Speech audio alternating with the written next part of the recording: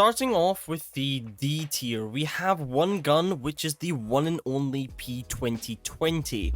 This gun is horrible. This is the ultimate pea shooter. You're probably better off picking up a handful of gravel off the ground and chucking it at your enemy. At least then you might be able to get some dirt into their eyes or something. If you slap hammer points onto this thing, it becomes somewhat usable, but why even bother at that point? Just pick something else up. In the C tier, we have 3 guns, and we will start off with what I think is the second worst gun in the game, and it is the charge rifle. Ever since this has been changed to be more like its Titanfall variant, I personally don't see any reason to run it. Now, the charge rifle can still deal a solid amount of damage at range, but that's kind of its problem. It has 0 uses at mid to close range. Pretty much every gun has a higher DPS than it, and at close range, well, good luck. The Mozambique. The Mozambique is actually pretty usable these days, especially with hammer points on it. But when you switch to a secondary, you're usually looking for big damage nice and quickly, and the Beak can offer that in some situations, but there really isn't any reason to run it over a Mastiff or a PK. I think that it does have potential to become good at some point, but for now, it remains in the C tier. The RE45 is pretty much a pocket R9, except it has slower fire rate, smaller mag, and slower overall DPS. But give this to a controller player off drop and it can be pretty effective to wipe a player or 2. But beyond the first 20 seconds of a match, there really isn't any reason to run it over something else. So C tier it is.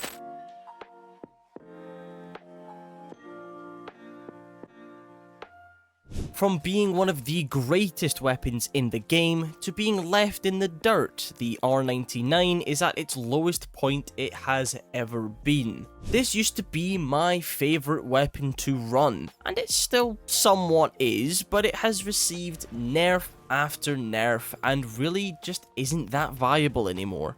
I would still use the R99 if I had no other options because I can't lie, it is still super satisfying to use.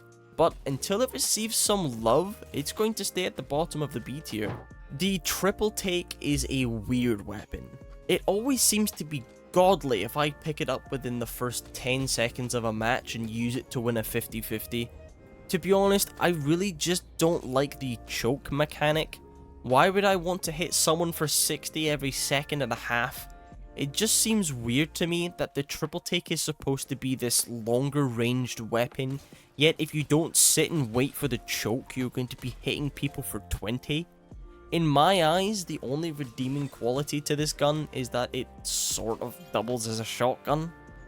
The longbow has recently received some useless buffs with the removal of its need for barrel stabilizers. I mean, was the recoil for the longbow ever a problem? Now, I do think the gun is solid, and I would much rather have a longbow over a triple take. But the issue with a lot of these long-ranged weapons is that the meta at the moment really isn't calling for them because 80% of the players are on controller now and running Bloodhound Bangalore. Maybe a small buff to its damage to make it a bit more impactful might help it out a little, but for now, it's B tier. Alternator. The base alternator really isn't anything too special, though its off-drop potential is great. The only reason I place it in the middle of B tier is because of disruptor rounds. I'm happy to see that disruptor rounds are back in use as they turn the alternator from a meh gun into a pretty solid gun. The alternator has some of the easiest recoil to control in the entire game, which is nice, but the fire rate and range on it is what it pulls it down a bit because beyond 50 meters it really starts to lack. A solid gun, but there are still a lot of other better options to pick from. Next is the Spitfire. The Spitfire has always been sort of in the middle of everything, though it did receive a damage buff at one point and it absolutely warped the meta for a while. and I really hope we never see a Spitfire meta ever again. The Spitfire's greatest quality is obviously its magazine size, as sometimes you can just aim in the general direction of the enemy and hold down left click and still kill them. The biggest thing holding the Spitfire back is that its ADS moving speed is super slow. You might as well just not move at all, to be honest. The iron sights on this gun also suck really hard, so if you want to take this thing into mid to late game, an optic is absolutely needed. But it is still a solid gun off drop, but again, there are just better gun options. B tier. The Sentinel. Now, don't get me wrong, the Sentinel is really good without a doubt, but it's in the same position as the Longbow, where the meta really just doesn't call for it. But if you want to take a more laid back approach to your game, then the Sentinel is good to help you farm your Evo shields, as it's obviously very good at range. However, the Sentinel can really help to initiate a push onto another team. A quick head clip with a charged Sentinel and then pad to the top of that player using Octane can a lot of the time just win you the fight. The worst part about the Sentinel is that it's pretty unforgiving. Hitting your shots count, especially if you decide to quick swap to it in close range. So overall, I give it a meh rating, B tier. Moving on to the G7 Scout. Now, when I used to grind for Predator way back in like season 7, 8, and 9, this gun was my go-to, as I used to play Gibby with a G7 and a Mastiff. But again, it's the fact that it doesn't really have a spot in the current meta. The G7 in a lot of ways is very similar to the R301, meaning it's very effective in mid-range as well as long range. As well, because of its fast fire rate, the G7 is very forgiving, and I would say that if you're feeling lucky, you can swap to this if your enemy is low in close range. So a high B tier. And lastly for B tier is the Bocek bow. The bow is one of the best poking weapons in the game, with it dealing a massive 70 damage to the body per arrow. The reason I put it in only B tier is because the bow actually lacks in long range due to its drop, because you know, it doesn't shoot bullets. As well, Shattercaps is possibly the weirdest hop-up in the game. While it can be effective, I really wouldn't be dropping it for something like a Volt or a Peacekeeper. But overall, it's fine. It's a high B tier.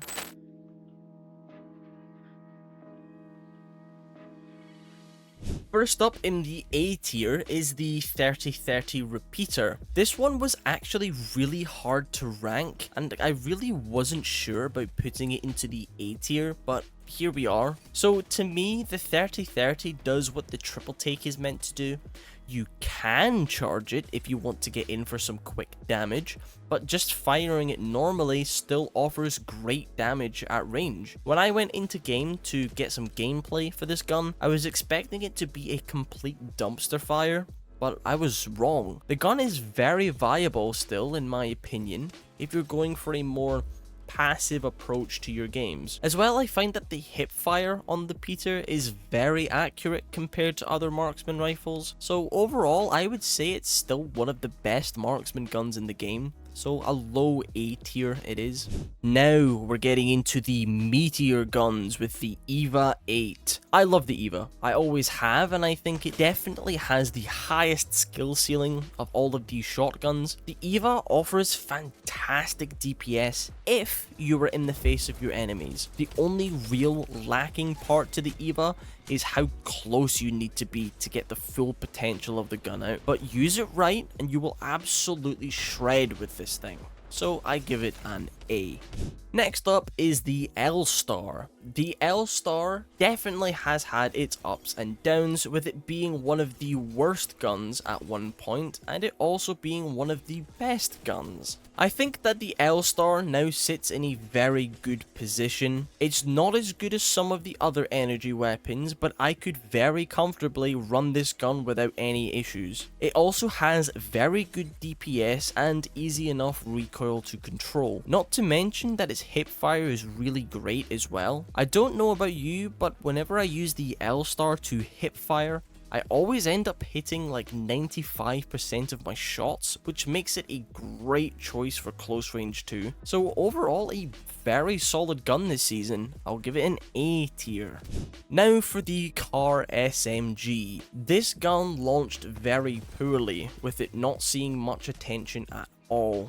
But over time, it has slowly gotten better and better. Its DPS is very good, as is the same for most SMGs. Its mag size is pretty solid too. It really only lacks in its range. While it can be somewhat solid in the mid-range, the Kar has always had this very strange recoil pattern, which is unlike any other gun in the game. But regardless of that, it still shreds in close range. A tier. Ah, the Mastiff.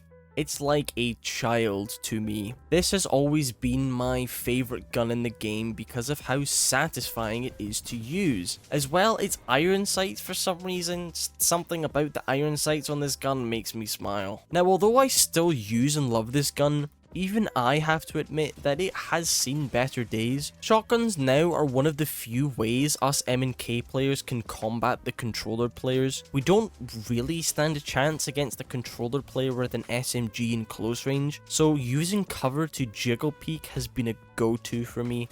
A tier. The only gun to do it better than the Mastiff is the Peacekeeper. The Peacekeeper and the Mastiff are very similar right now, with full pumps being almost the same in damage, only the Peacekeeper does a little bit more. The other massive thing the Peacekeeper has going for it is its hop-up disruptor rounds, which makes the Peacekeeper feel very similar to how the old PK was, except only for the first shot. For me, carrying a shotgun has been a must, so A tier.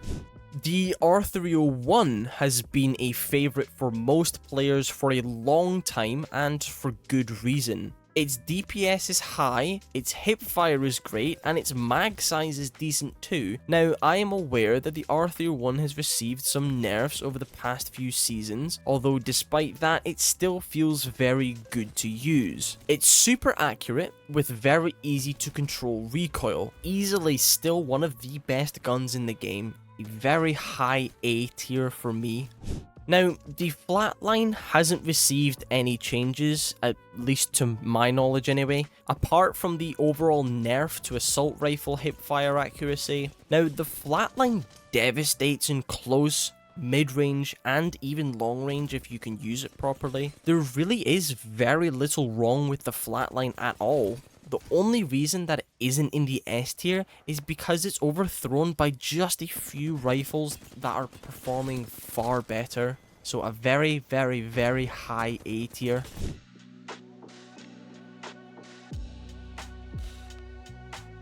On to the S tier weapons now, where only the best of the best get selected. And what better place to start than with the Kraber? I mean, what can I say? It's a Kraber. Give one person a headache with this gun and that's your cue to push. It's a free knock. Even if you only get in for 190, that's still one bullet from any gun and you've already got a kill. Even in close range, if you happen to get lucky and land a shot on someone, it's usually just a free knock. So 100% this gun remains in the S tier.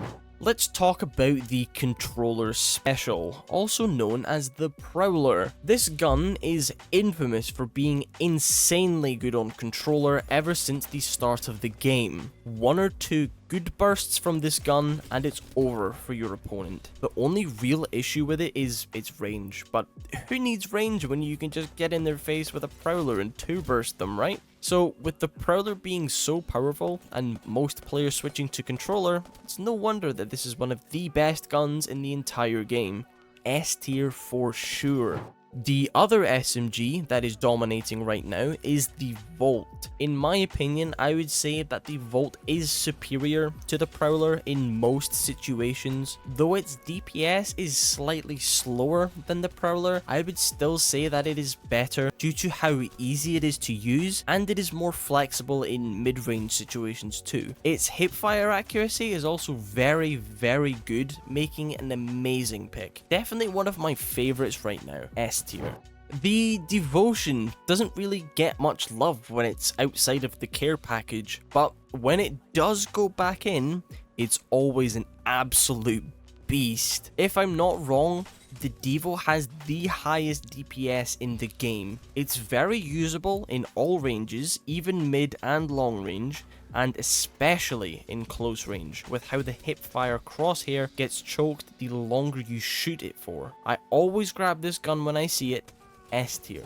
So for the next one, I'm going to rank the Hemlock and the Nemesis together, as they're both so similar. The Hemlock and Nemesis are both burst rifles with insane DPS. They can both be used to absolutely shred in mid-range and long range, and both are really good in close range too. Now really the only difference is that the Hemlock's hipfire is quite a bit weaker than the Nemesis, making it slightly weaker in that department. It also goes the same way for long range. I would say that the Hemlock excels in longer ranges than the Nemesis does, and I'm pretty sure the Hemlock has a slightly higher DPS than the Nemesis, but a Nemesis at full charge still absolutely shreds. So overall, I would say the Hemlock is slightly better than the Nemesis, but both are a high S tier.